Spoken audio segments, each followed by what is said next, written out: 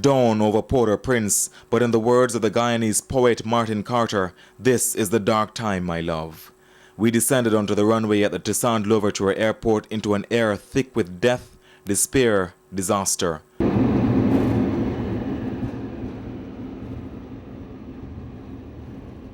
The poorest country in the Americas had become the epicenter of even worse suffering and the center of the world's attention. Minutes after we landed, scores of Jamaicans and their relatives hurried to the aircraft. To say they were relieved is an understatement. Feel glad to be heading home, you know. Place is a mess, so it's better at home, you know. Right. No place than home, you know. They were escaping these scenes. Alright, so a little boy there in agony as he's being treated here at the Bernard Merves Hospital in Port-au-Prince. It's part of the immense human tragedy here that is unfolding and has received the world's attention, and the world has responded to this human crisis in Port-au-Prince, Haiti. Well, the Haitians have been a tough people, a resilient people, and they've had to be. They've had so many disasters over the years, an uninterrupted series of crises in their society. They've had political and social unrest, and they've had natural disasters. Now, what you're seeing is utter desperation, and that's because these people have been without any sort of assistance, any form of aid for a week now since the earthquake. It speaks to how difficult it is to ensure that any sort of activity like this to distribute aid is well coordinated and is well manned. Members of the Jamaica Defense Force as well as the Sri Lankan military representing the United Nations are here, but still there is that level of desperation.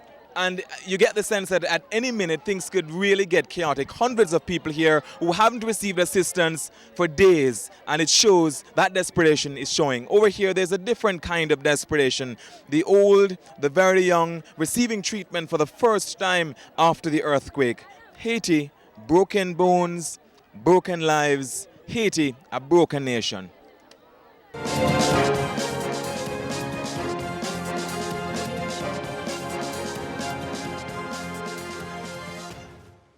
A warm welcome back to our coverage, CVM's unrivaled coverage of the lead up to the arrival of President Obama, the U.S. President, who will be touching down on Air Force One within the next 3 hours, we expect, at the Norman Manley International Airport. From then, he will take Marine One, that's the presidential helicopter, to Upper Camp. We're going to be talking about the route later and the activities that he'll be embarking on. But for now, let's talk about the fact that there are significant road closures as well as traffic diversions at this hour in the corporate area. Those would have taken effect around about 20 minutes or so ago. So motorists who are now traveling and navigating around the corporate area would by now be experiencing some of those closures and also would be having to take detours. Let's look at some of the roads, Tyrone. So Camp Road, Arnold Road, those have been closed. So traffic along Camp Road, which terminates at Crossroads, will be diverted along Arnold Road using Morusco Road onto Crossroads.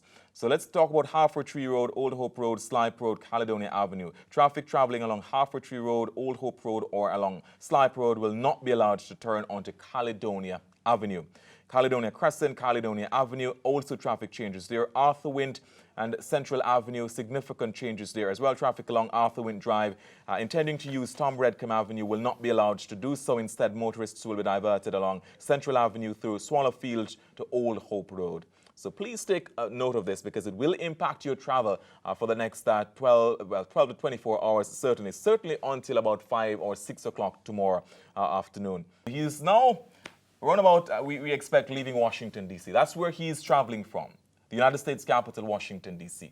He's going to make that flight on Air Force One. That's a computer-generated image of Air Force One. He's going to make that flight all the way from Washington, D.C., and to land at the Norman Manley International Airport on the Palisades Strip there in Kingston. All right, so Air Force One going to be touching down around about anywhere between 7 and 8 o'clock this evening. And by the way, don't worry yourself. Once we see Air Force One, when we get a sense that Air Force One will soon be touching down like that, graphic is showing you, we're going to be throwing to the airport for the live feed. So you will see everything there that's happening. So after Mr. Obama comes out of the plane, waves as that computer-generated graphic shows you he will do, he will take Marine One, that's the helicopter, from the Norman Manley International Airport and will head straight to Jamaica Defense Force HQ at Upper Camp. He will then go into that vehicle, or something like that. That's the Beast. The Beast will take him from Upper Camp and all the way to Knutsford Boulevard, where he's going to be staying at one of the hotels there. By the way, it's hardened steel. It's the most sophisticated Cadillac limousine you can find. That's why it's called Cadillac One, the Beast. So, of course, you'll keep tabs here. Keep tuned with us right here on CVM Television as we give you more information on that.